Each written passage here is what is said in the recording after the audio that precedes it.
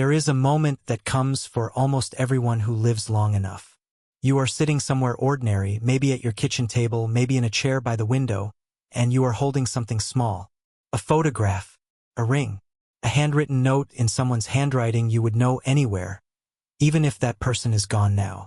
And for a few seconds, you are not thinking about your day, or your plans, or anything you need to do. You are just quiet. Something in you settles. And in that stillness, a strange thought arrives, gentle but undeniable. I understand things now that I could not have understood before. Not because someone taught you, not because you read it somewhere, but because you lived long enough to feel it in your bones. This is what happens after 70. Not everything changes, but some things become clear in a way they never could have been before, and once you see them, you cannot unsee them. Today, we are going to talk about 8 of those things. 8 quiet understandings that tend to arrive somewhere after 70. Not because age itself is magic, but because it takes that much living, that much losing, that much loving, for these truths to finally settle in. Some of these will feel familiar, like something you already knew but never had the words for. Others might surprise you, but by the end, I think you will feel something many people your age describe after sitting with reflections like this. Not sadness about time passing, but a quiet kind of peace about who you have become. So let's begin, because the first one might be the one you feel most right now. Reason number 1 starts with something almost everyone over 70 notices, even if they never quite say it out loud. Have you ever caught yourself lingering over something small? A phone call with your daughter, the light coming through the kitchen window in the late afternoon, and felt like you wanted to hold on to it a little longer than you used to? Have you noticed that an ordinary Tuesday can suddenly feel important, in a way it never did when you were 40? Here is what is actually happening. When you are younger, time feels like an ocean. It stretches out in front of you, seemingly endless, and so you spend it the way people spend money when they believe there is always more coming. You save moments for later. You postpone joy until after the promotion, after the children are grown, after the house is finally paid off. Time, in your mind, exists mostly as a resource for the future, something to be invested, planned around, spent wisely on goals that have not happened yet. But somewhere after 70, something shifts. You start to sense, not with fear but with a strange kind of clarity, that time is no longer an ocean. It is closer to a cup, smaller, more precious, and impossible to refill. And once your mind understands this, even quietly, even without ever saying the words out loud, it stops treating the future as the main event. It starts treating right now as the main event. This is not decline. This is not your world getting smaller in some sad way. It is your attention getting sharper. When people sense their remaining time differently, something in them naturally reorganizes what feels worth paying attention to, away from distant achievement, and toward the people and moments that carry real emotional weight. You stop chasing someday. You start noticing now. There is a particular kind of test for this, and you may have already passed it without realizing. Ask yourself, when was the last time you turned down a busy outing in favor of an unhurried breakfast and felt not guilt, but relief? When was the last time you canceled a plan, not because something more important came up, but because staying exactly where you were felt like the more important thing? Those are not small preferences. They are evidence of a completely different relationship with time than the one you carried at 40. Consider, too, how differently you now listen to the people you love. In your younger years, a phone call from your son or daughter might have been squeezed between 2 other tasks, half heard while your mind ran ahead to whatever came next on the list. Now, that same phone call might be the thing your whole afternoon quietly organizes itself around. The words themselves have not changed. What changed is your capacity to actually be inside the conversation, instead of merely passing through it on your way to something else. This is what happens when time stops being an abstraction and starts being real. For decades, someday functioned almost like a savings account you never had to check the balance of. Now you check the balance, not with panic but with a kind of honesty, and that honesty is what makes today feel so much more vivid than it ever used to. Think about what this actually means in daily life. A meal with someone you love is no longer just fuel before the next task. It becomes the task. A quiet morning with coffee and nothing scheduled is no longer wasted time. It becomes exactly the kind of time you spent your whole life hoping to have. The sound of a grandchild laughing in the next room is not background noise anymore. It is the whole point of the afternoon. You start to understand something that no one could have explained to you at 30, because you would not have believed it yet. Presence was never the consolation prize for a life that is winding down. Presence was the actual goal the entire time. You just could not see it clearly when there seemed to be an unlimited supply of days stretching out ahead of you. It took losing the illusion of endless time to finally see what time was for. That's not slowing down. That's finally paying attention. It might help to think of it this way. A young person plans a trip and spends most of the joy on the anticipation and the planning, sometimes barely noticing the trip itself once it finally arrives, because their mind is already halfway toward the next thing. You now plan far less and notice far more. The trip itself, the actual hours inside it, has become the point, rather than a box to check on the way to some imagined future where you will finally feel satisfied. That reversal, quiet as it is, changes almost everything about how a day actually feels while you are living it. And once you see it this way, you cannot easily go back to rushing through your days as if the present moment were only a hallway leading somewhere better. The present moment is not a hallway.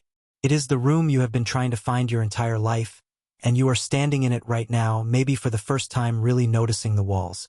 So if lately an ordinary afternoon has started to feel unexpectedly precious to you, if a small kindness, a familiar song, or a quiet moment with someone you love has caught you off guard with how much it matters, that is not confusion, and it is certainly not you getting soft. That is one of the clearest forms of wisdom a long life can offer. You didn't lose your sense of time. You gained a truer one, built around presence instead of schedule, around this exact moment instead of the next one.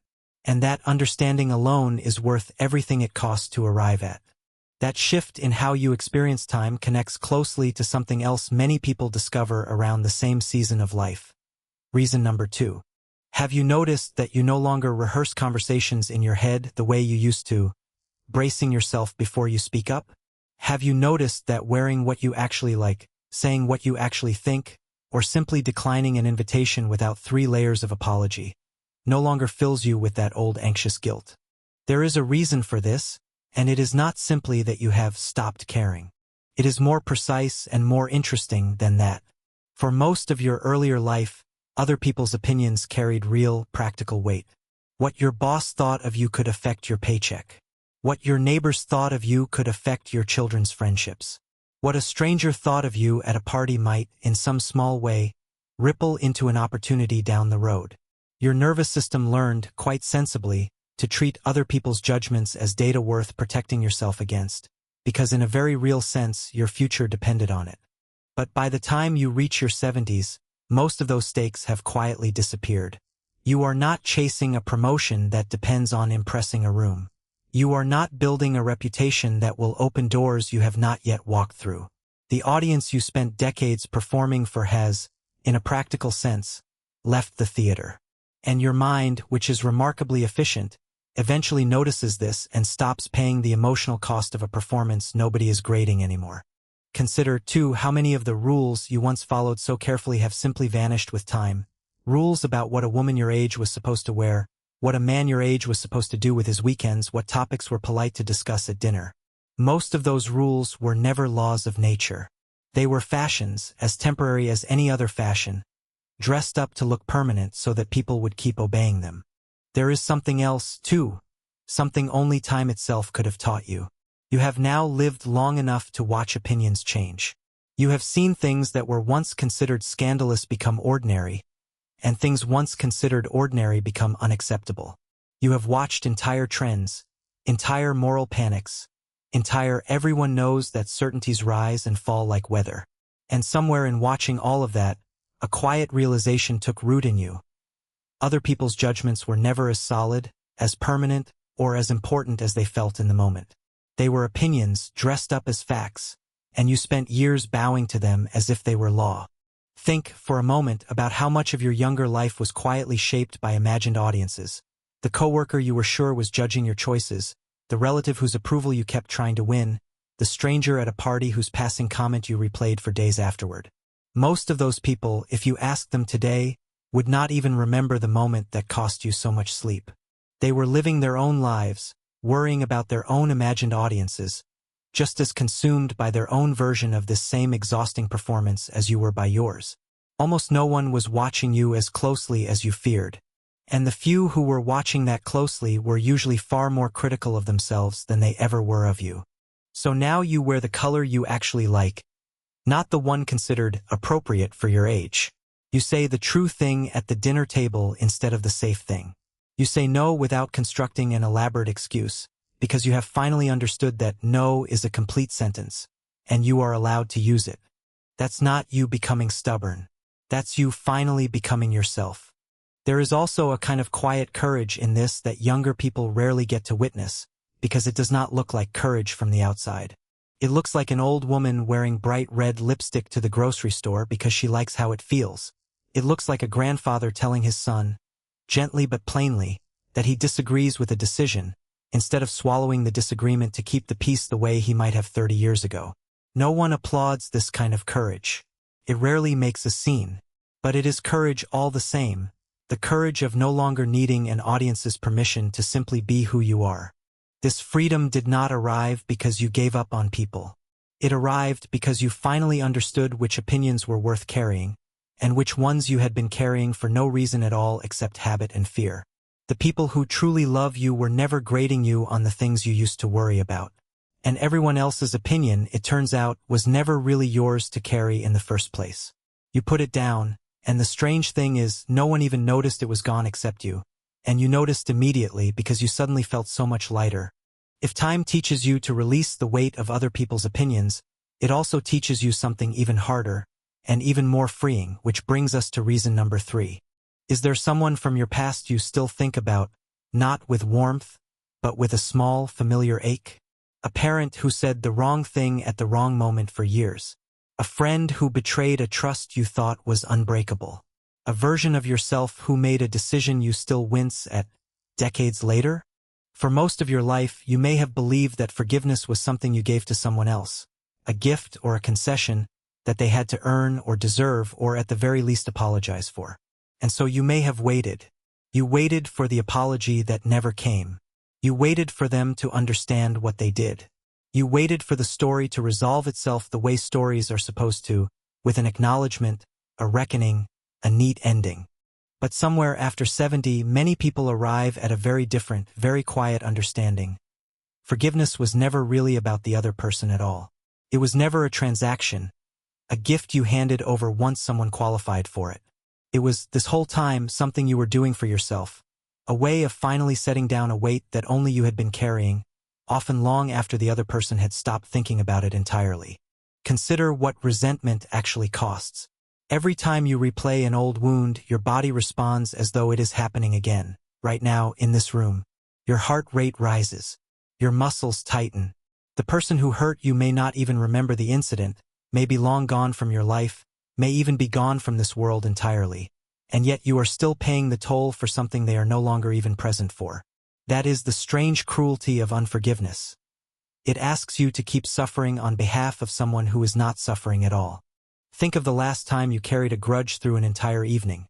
How it sat in your chest during dinner, how it followed you into a conversation that had nothing to do with the original wound, how it was still there the next morning, uninvited, like a guest who never quite leaves. Now imagine that same grudge, but stretched not across one evening, but across 20 years. That is what unforgiveness actually costs when you let it run that long. Not justice against the person who hurt you, but a slow, private tax on your own peace, paid quietly year after year, to no one's benefit but the wound's.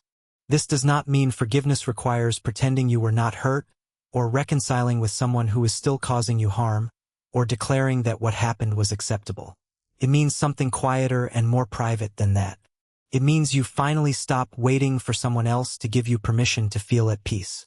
You take that permission back for yourself because you realize, with the clarity that only decades can provide, that you are the one who has to live inside your own mind for the rest of your life, and you would rather live there in peace than in an old, unfinished argument. There is often a specific moment when this understanding finally lands, not during some dramatic confrontation, but in something as ordinary as lying awake at 2 in the morning, tired of replaying an old argument for what feels like the thousandth time and finally thinking almost matter-of-factly, I am done paying for this. Not because they deserve to be forgiven, because I deserve to stop paying. That's not weakness. That's you finally choosing yourself over the story that hurt you. This is one of the hardest understandings on this list because it can feel, at first, like letting someone off the hook. But it is not about them at all anymore. It never really was. It is about you deciding, after all these years, that you deserve to put the weight down. Not because they earned it, but because you have carried it long enough and your hands are tired, and there are better things to hold on to now. Once you learn to set down old weight, you start noticing something else. Something about which moments in your life actually mattered. That brings us to reason number 4. If someone asked you right now to name the happiest moment of your life, would it be a big achievement? A graduation, a promotion, a milestone anniversary? Or would it be something smaller than that? A particular morning, a particular laugh, a particular hand held at a particular kitchen table? For most people, decades of life teach a quiet, almost embarrassing secret. The moments that end up mattering most were rarely the ones that felt important at the time. You spent enormous energy chasing the big milestones. The promotion, the perfect house, the recognition you thought would finally make you feel like you had arrived. And many of those milestones did happen. But if you are honest with yourself now, looking back, what actually glows in your memory is rarely the ceremony or the achievement itself. It is the ordinary moments sitting just beside it. The drive home afterward with the windows down, the phone call to your mother to tell her the news, the quiet dinner where nothing special was said, but everything felt right. It is worth asking yourself, honestly, how many of your proudest achievements you can even recall in real detail anymore. The date, the room, the exact words that were said. For most people, those details blur surprisingly fast, leaving only a general impression. I did something important that day. But an ordinary moment. The specific way afternoon light fell across a particular kitchen table, the sound of a particular laugh, can stay sharp in memory for 50, 60 years, undimmed, as though it happened last week. That difference alone tells you something about which kind of moment your mind actually considered worth preserving. This happens because big achievements are, by their nature, rare and momentary. They are spikes, not landscapes.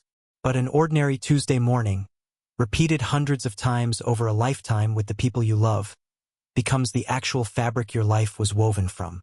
You do not remember the 2000th cup of coffee you shared with your spouse, but you remember the feeling of 2000 mornings like that, blurred together into something that felt, without you ever noticing at the time, like home. Think about a wedding day compared to the 1,000 ordinary mornings that followed it. The wedding day is vivid, but it is also, in a strange way, thin, a single performance rehearsed and photographed, over almost as soon as it begins. The 1,000 mornings that came after are what actually built the marriage. The specific way your spouse took their coffee, the small joke that only the two of you understood, the particular quiet of a Sunday when nothing needed to happen at all. None of those mornings would make it into a photo album. And yet, if you had to choose which one truly made up the marriage, you already know the honest answer. By the time you reach your 70s, you have lived through enough of both, the big milestones and the small repeated moments, to finally see clearly which one actually built the life you are proud of. It was rarely the trophy. It was almost always the tenderness. There is a reason old photographs of ordinary days can suddenly bring tears to your eyes in a way the photographs from your graduation never quite manage. The graduation photo shows an accomplishment. The ordinary photo, a messy kitchen, a half-eaten breakfast, someone laughing at a joke no one else will ever remember, shows a moment when you were simply, fully alive with the people you loved, without needing anything else to justify it. That is what you are actually grieving and celebrating when a small memory catches you off guard. Not the achievement, the aliveness. That's not you lowering your standards. That's you finally understanding what actually counted all along. This understanding often arrives with a small pang of regret, a wish that you had known it sooner, so you could have savored more of those small moments instead of rushing past them toward the next big thing. But it also arrives with something gentler than regret.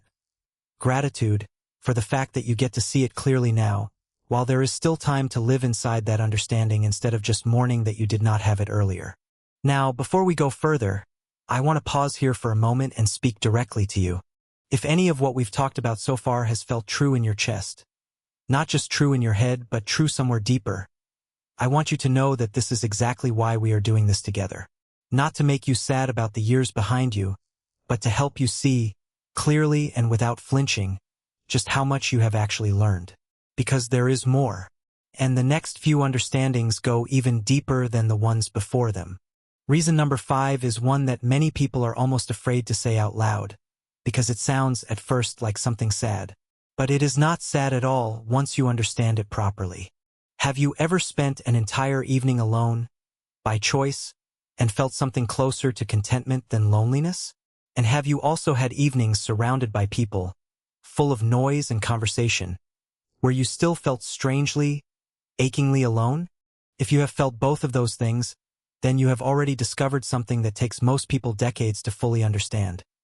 Solitude and loneliness are not the same experience, even though they can look identical from the outside. Loneliness is the pain of disconnection, the ache of wanting closeness and not having it. Solitude is something else entirely. Solitude is simply being with yourself, and for most of your life, being with yourself may have felt uncomfortable, even threatening, because you had not yet finished the long, quiet work of learning who you actually are underneath all the roles you played. But by your 70s, you have likely done more of that work than you even realize. You have been a child, a sibling, maybe a spouse, maybe a parent, an employee, a neighbor, a friend to dozens of people over dozens of years. You have played so many roles that at some point, quietly, you started to meet the person underneath all of them, and something remarkable happened. You started to actually like that person. Not perfectly, not without complaint, but enough to be able to sit in a room alone with them and feel, instead of dread, something closer to companionship. This is why so many people discover later in life that they can enjoy a quiet afternoon by themselves in a way they never could when they were younger.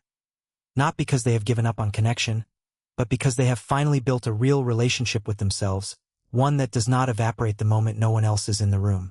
But here is the question worth sitting with for a second. When did the silence in your own home stop feeling empty and start feeling like company? For many people, that shift happens so gradually they cannot name the exact day it occurred. It simply arrives. One afternoon you notice that the quiet does not feel like something missing anymore. It feels like a companion of its own, familiar and undemanding, asking nothing of you except that you be there with it. That is not a small thing. It may be one of the most underrated forms of peace a long life can offer. That's not isolation. That's finally being good company for yourself. This is also, quietly, one of the reasons some people find their 70s and 80s less frightening than they expected, even amid real losses. A younger version of you might have imagined old age as an empty room and feared it accordingly. But the room is not empty. You are in it, and by now you are someone worth sitting with. Someone with decades of stories, a settled sense of humor, opinions earned the hard way, and a kind of patience with yourself that took an entire lifetime to build. That is not a small consolation. For many people, it turns out to be one of the sturdiest sources of peace they have ever had. Of course, real loneliness is still real, and it still hurts, and no amount of self-acceptance replaces the genuine need for connection with other people. But there is a profound difference between being alone and unwillingly disconnected and being alone and at peace. And if you have started to feel the second one more often than you used to, that is not something to worry about. That is one of the quiet victories of a long life, and very few people get to experience it before they have lived enough years to earn it. Reason number 6 takes something we've already touched on, forgiveness, and goes even further into a kind of understanding that usually only comes with real age. Think about the people who hurt you the most in your life. A parent who was too harsh, too absent, or too wounded themselves to give you what you needed. Have you ever, even briefly, imagined what their life actually looked like from the inside? Not to excuse what they did, just to understand it. When you are young, the people who hurt you tend to exist in your mind as flat characters. The strict father, the cold mother, the friend who betrayed you. They are defined entirely by the wound they left in you, because that wound is the only part of them you experienced directly. But by the time you have lived 70, 80 years yourself, you have also become fully human in all the ways they were. You have made your own mistakes. You have hurt people you loved, sometimes without even meaning to, sometimes while believing you were doing your best. And in becoming that fuller, messier, more complicated person yourself, You gain something you could not have had at 25. The ability to imagine the people who hurt you not as villains, but as other flawed, frightened, limited human beings, doing the best they could with wounds of their own that you likely never saw. So let me ask you honestly, when you picture that person now, do you still see only the wound they left? Or do you also, finally, see the whole exhausted, imperfect human being who left it? This does not erase what happened to you. It does not mean what they did was acceptable. But it does something quietly powerful. It moves the story from, they were cruel to me, toward, they were struggling. And I was standing too close to their struggle to escape it. And that shift, small as it sounds, can lift a weight you have carried for 50 years, because it releases you from needing them to have been a monster in order for your pain to be valid. This kind of understanding rarely arrives in a single dramatic moment. It builds slowly, almost without your permission, out of small accumulated evidence. A memory of your own worst moment as a parent or a spouse, a conversation late in life where an old relative finally explained, decades too late, what their own childhood had actually been like. Piece by piece, the flat villain in your memory gains texture, history, and pain of their own. You do not have to like what they did. You only have to admit that they, too, were once someone's hurt child, doing the best they could with what little they had been given. It is worth sitting with this for a moment before we go further, because it is not a small thing to feel toward someone who once caused you real pain. There is a line that captures this understanding better than anything I could write myself. The writer and psychotherapist, often paraphrased in gatherings of people your age, says it simply, hurt people, for words. And once you have lived long enough to feel the truth of them in your own bones, once you have been both the hurt one and, at some point, the one who hurt someone else without meaning to, those 4 words stop being a saying. They become a kind of forgiveness you did not know you were capable of. You might even find yourself, late one evening, quietly forgiving a parent who has been gone for 30 years, for something they never apologized for and never will. That forgiveness will not reach them. It was never really meant to.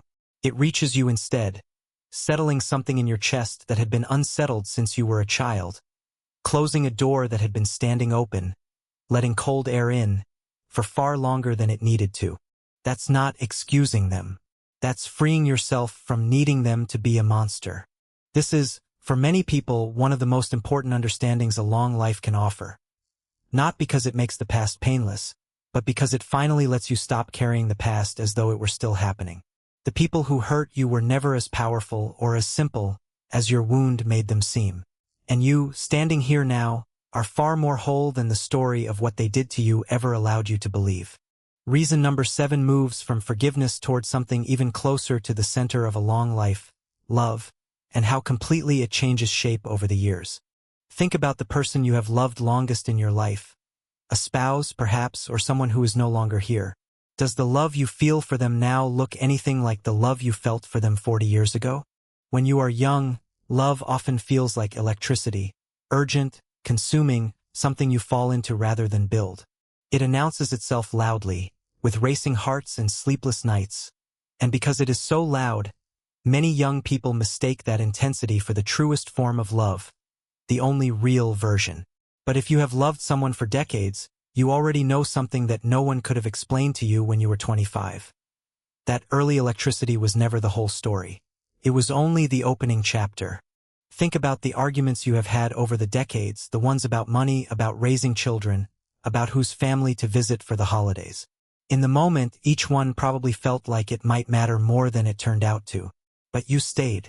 You worked through it, or you simply outlasted it, and on the other side of it, something in the relationship became sturdier than it had been before the argument even started. That sturdiness could not have existed on day one.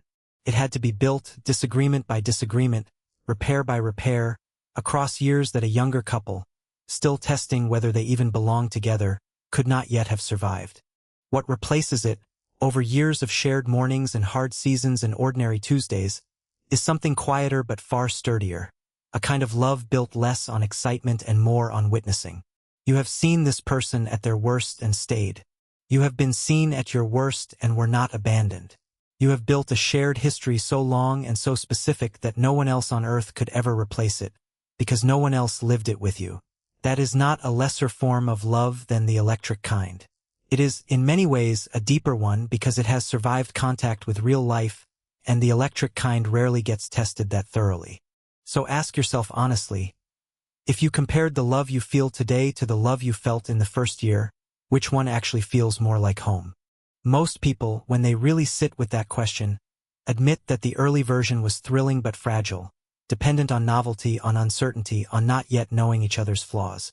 What replaced it took decades to build and could not have existed any faster than it did, because trust of that depth cannot be rushed.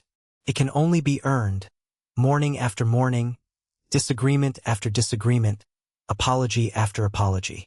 And for those of you who have lost the person you loved that long, who now carry that love as memory instead of presence, there is something else worth understanding. The love does not end when the person does.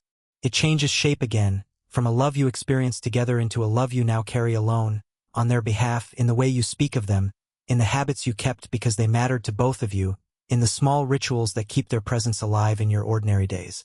That is still love. It has simply changed its address, from between two people to inside one. You may notice this most clearly in small, unglamorous moments. Passing the salt before it is asked for, finishing a sentence the other person left hanging, sitting together in comfortable silence during a television program neither of you is really watching. None of that would make it into a love song, and yet it is, in its own quiet way, one of the most convincing proofs of love that exists.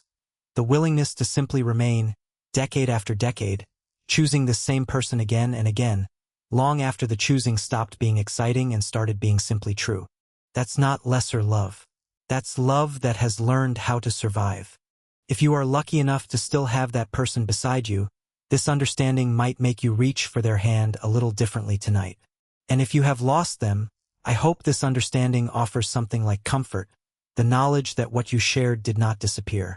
It simply moved, the way a river moves when its old path is blocked, finding a new way to keep flowing through you.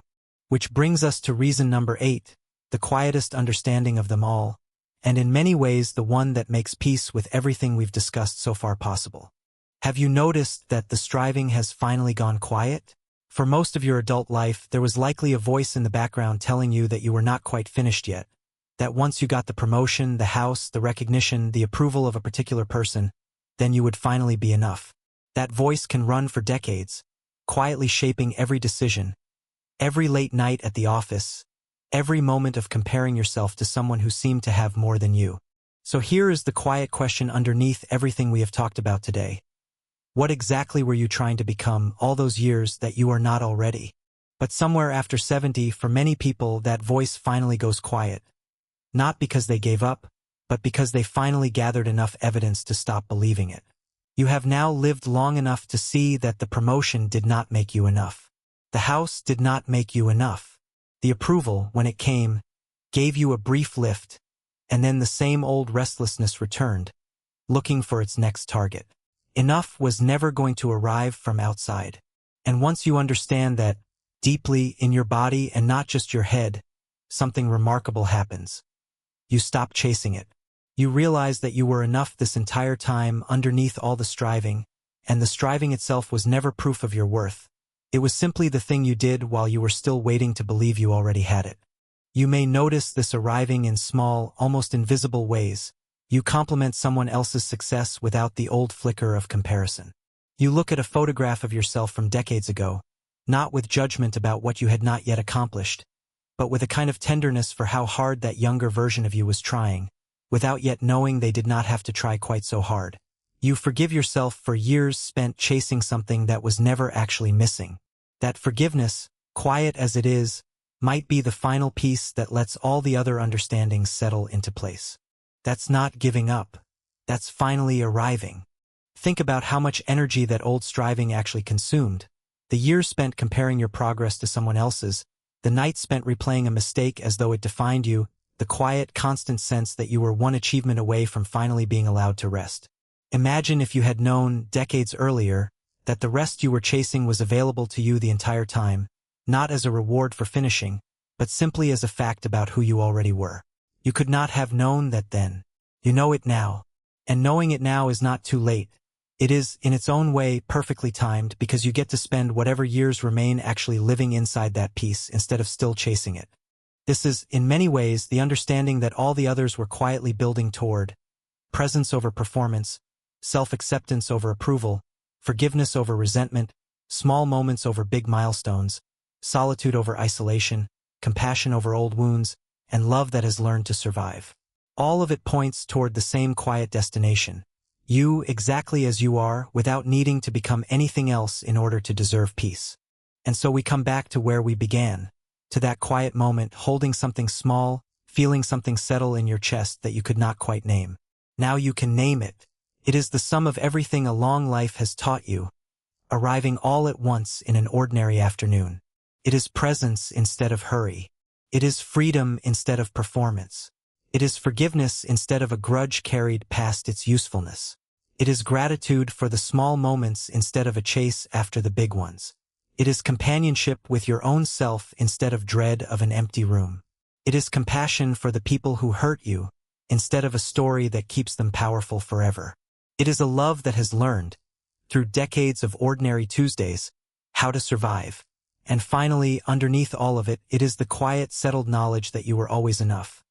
Not because you achieved enough, but simply because you were here, living this one particular life as fully as you knew how, with the understanding you had at the time. That photograph, that ring, that handwritten note from the beginning of everything we talked about today, it is not really about the object at all. It is about everything the object holds. Every understanding we walk through together lives quietly inside that small thing you were holding, whether you realized it or not. And it will keep living there, in your hands, in your memory, in the particular way you now move through an ordinary day, for as long as you have days left to move through. If any part of what we talked about today felt true to you, if you found yourself nodding, or feeling that small, familiar ache of recognition somewhere in your chest, I would love for you to stay a while longer with us here at Elderly Light. This channel exists for exactly this reason: to help put words to the things you have felt but maybe never said out loud, and to remind you, gently and honestly, that the life you have lived has given you something no younger person could ever have. Real, hard-earned wisdom. Wisdom that cannot be rushed, cannot be taught in a classroom, and cannot be bought at any price. It can only be lived into, one long year at a time, the way you have lived into yours. If that means something to you, consider staying close by subscribing, not because a number needs to go up somewhere, but because I would genuinely love to keep having these quiet conversations with you. There is more to talk about, more understandings, more reflections, more of exactly this kind of honest, unhurried thinking about what a long life actually teaches a person. I will be here for it whenever you are ready. Thank you for spending this time with me today. Thank you for trusting an ordinary voice with something as personal as your own reflection. You have earned every bit of the understanding we talked about, through years that were not always easy, and there is still more life ahead of you in which to use everything you now know. Take care of yourself, and I will see you again soon.